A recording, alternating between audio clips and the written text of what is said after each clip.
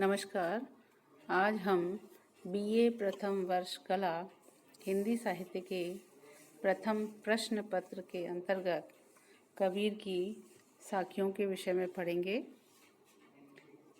पिछले अध्याय में हमने कबीर की विरह से संबंधित साखियों के विषय में अध्ययन किया था। उसी क्रम में आज हम आगे अध्ययन करेंगे। चोट सताणी विरह की, सब तन जर्जर होए, मारण हारा जानी है, के जिही लागी सोए। प्रस्तुत साखी में कबीर ने विरहिणी की विरह वेदना का अनुभव गम्य वर्णन किया है। विरहिणी के द्वारा जो विरह की पीड़ा है, उस विरह की पीड़ा को विरहिणी ने स्वयं अनुभव किया है। उसी अनुभव को वो बताते हुए कहती है, चोट सताणी विरह की। विरह की चोट सताने वाली है, अत्यंत ही कष्टकारी है।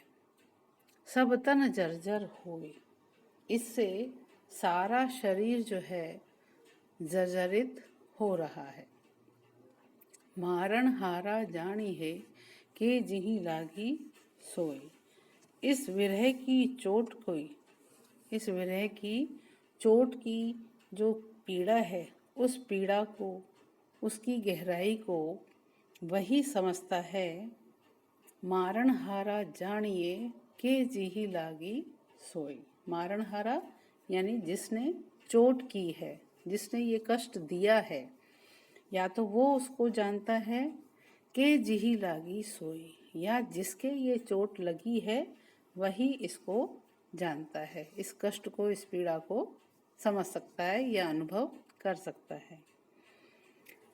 तो इस प्रकार से इसमें विरह की पीड़ा को, उसके कष्ट को, उसके अनुभव को केवल दो ही व्यक्ति जो है, या दो लोग ही उसको समझ सकते हैं, या तो जिसने कष्ट सहन किया है या जिसने कष्ट दिया है, वही इसको समझ सकते हैं या इसका अनुभव कर सकते हैं।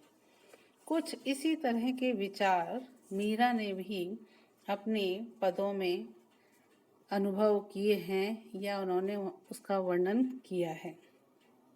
घायल की गति घायल जाने, के जिण लाई होई।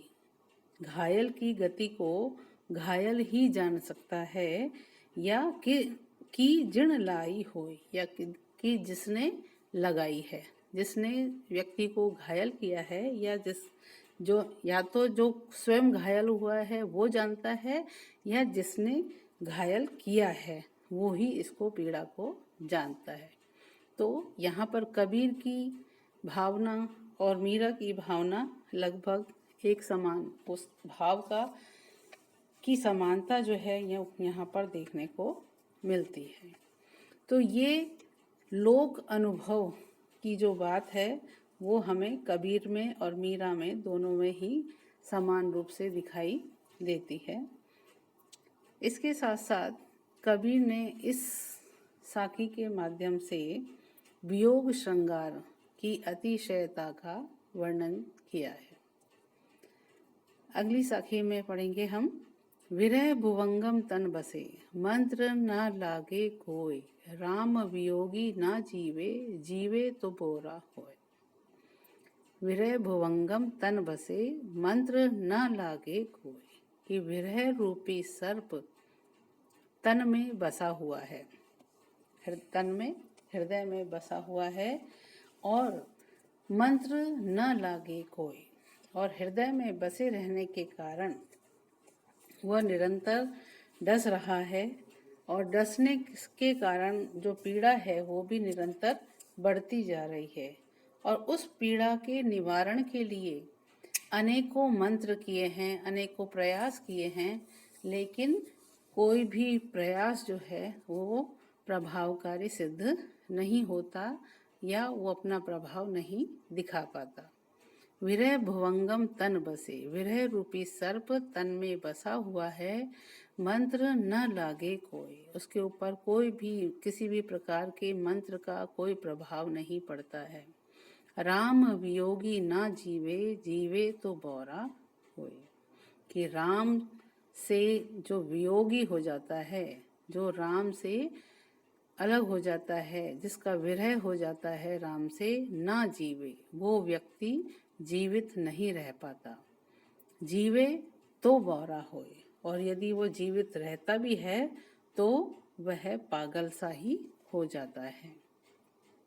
तो यहाँ पर सांसारिक विषयों की दृष्टि से यदि देखा जाए तो ये माना जाता है कि ईश्वरीय विरह, उस पर किसी भी मंत्र का कोई प्रभाव नहीं होता, और जब तक वो ईश्वर से नहीं मिल पाता है, मिल नहीं जाता, तो उसे शांति नहीं मिलती है।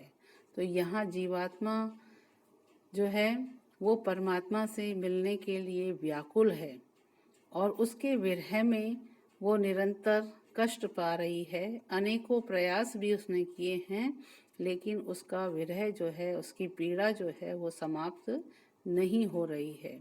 इसलिए उसका जीवन जो है वो बड़ा कष्टकारी हो गया है। यहाँ पर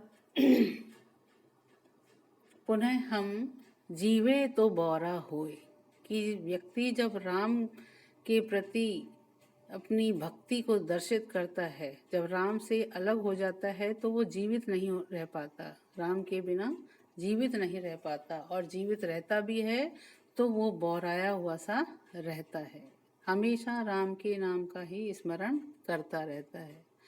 कुछ इसी तरह का भाव हम मीरा में भी देख सकते हैं कि लोग कहे मीरा भई बावरी, यानी लोगों के द्वारा जब मीरा कृष्ण की भक्ति में इतनी लीन हो जाती है कि लोग उसे बौराया हुआ कहने लगते हैं, कि मीरा जो है कैसी हो गई है, मीरा भई बावरी, कि मीरा बावरी हो गई है, कृष्ण की भक्ति में बावली हो गई है, जिसकी वजह से उसने सब कुछ सांसारिक सुखों को त्याग दिया है।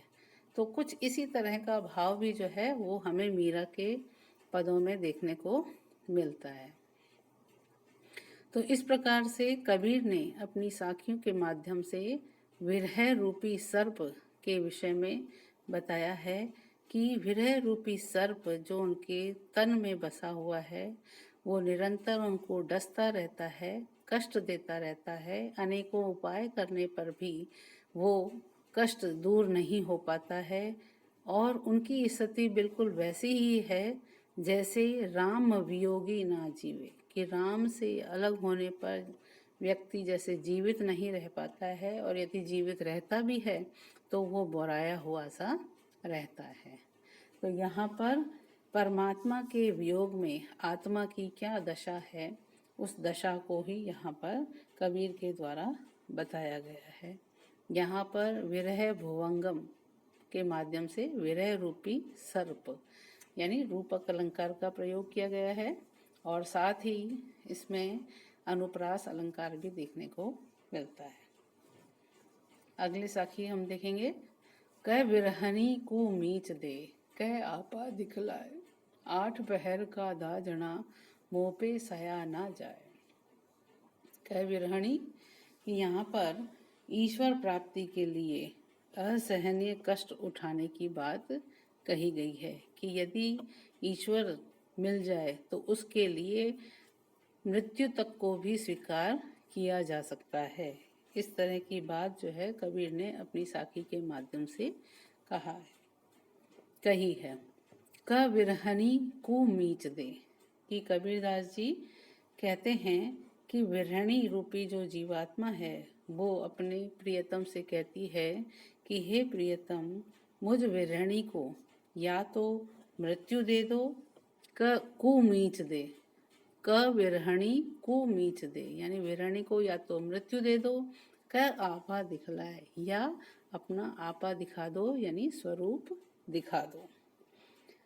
न तो तुम मुझे मृत्यु देते हो और ना ही अपने दर्शन देते हो, तो इसलिए 8 पहर का दाझना यानी रात और दिन का जो कष्ट है वो अब मुझसे नहीं सहन होता। अब मुँह पे सयो ना जाए, मुझसे सहा नहीं जाता कि तुम्हारे बिना दर्शन के, तुमसे बिना मिले मेरी स्थिति बड़ी कष्टकारी हो रही है। इसलिए अब मुझसे ये 8 पहर का जो कष्ट है वो मुझसे सहा नहीं जाता। या तो मुझे मृत्यु दे दो या मुझे अपने स्वरूप का दर्शन करा दो। तो यहाँ पर कबीर ने जीवात्मा रूपी विरहिणी के माध्यम से वियोग श्रृंगार का वर्णन किया है और उसके साथ साथ यहाँ पर लौकिक प्रेम को उन्होंने अलौकिक रूप प्रेम के रूप में अभिव्यंजना उसकी की है। यहाँ पर अनुप्रास अलंकार पुनः हमें देखने को मिलता है।